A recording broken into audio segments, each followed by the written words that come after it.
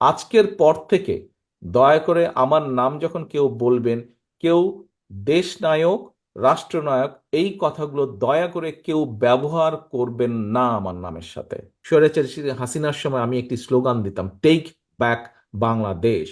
প্রিয় সহকর্মীবৃন্দ, take back বাংলাদেশের অর্থ হচ্ছে মানুষের রাজনৈতিক অধিকারকে ফিরিয়ে আনা, মানুষের অর্থনৈতিক অধিকারকে প্রতিষ্ঠিত করা শক্ত ভিত্তির উপরে।